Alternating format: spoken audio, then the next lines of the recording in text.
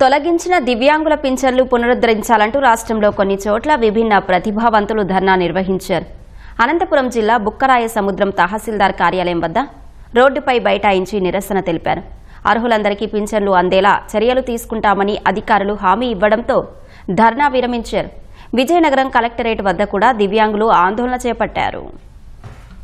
ఈ రోజు కూటమి ప్రభుత్వము చాలా వికలాంగుల పట్ల చాలా నిర్లక్ష్య వైఖరి ప్రదర్శిస్తుంది. మేము దొంగలమైతే ఇచ్చిన డాక్టర్ కూడా దొంగ అవుతాడు. ఈ విషయం ఎందుకు ప్రభుత్వం ఆలోచించడం లేదు? ఆ రోజు ఇచ్చినటువంటి పర్మనెంట్ సర్టిఫికేట్ ఈ రోజు టెంపరరీ వికలాంగత్వం ఏ విధంగా మారుతుంది? ఇప్పుడు ఇచ్చినటువంటి నోటీసును తక్షణమే వెనక్కి తీసుకోవాలి. రద్దు చేసినటువంటి పెన్షన్లు అన్నీ ఇవ్వాలి.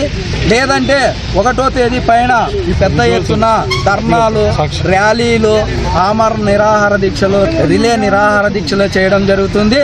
నాకు 2010లో వికలాంగుల సర్టిఫికేట్ ఇవ్వడం జరిగింది. నేను కట్టిలేని నడవలేను, నాకు వీల్ చైర్తోనే పోతాను. నాకు 15,000 పెన్షన్ వచ్చేది, ఇప్పుడు నాకు 6,000 పెన్షన్ చేయడం జరిగింది. నాకు డాక్టర్స్ ఇంటి దగ్గరికి వచ్చారు, నేను మంచానికే పరిమితము. అయినా కానీ నాకు 6,000 రూపాయల పెన్షన్ మాత్రమే చేసినాడు. మాకు ప్రభుత్వాలతో పని లేదు. వికలాంగుల పెన్షన్ ప్రతి ఒక్క వికలాంగునికి అర్హత ఉంటే పెన్షన్ ఇవ్వాలని చెప్పి మేము కోరుతున్నాము.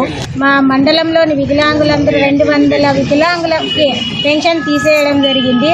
అవి ఇవ్వకపోతే పెద్ద ఎత్తున ధర్నా చేస్తాము, నిరాహార దీక్షలు చేస్తాము అని నేను తెలియజేస్తున్నాను. ఈ కూటమి ప్రభుత్వం 1,08,000 పెన్షన్లు రద్దు చేసింది. ఆల్రెడీ నోటీసులు కూడా ఇచ్చింది.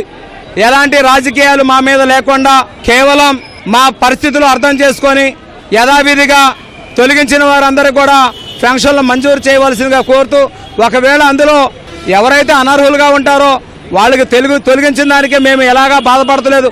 నిజమైనటువంటి దివ్యాంగులకు యథావిధిగా పెన్షన్లు మంజూరు చేయాలని 2 చేతులు జోడించి మిమ్మల్ని వేడుకుంటా ఉన్నాం.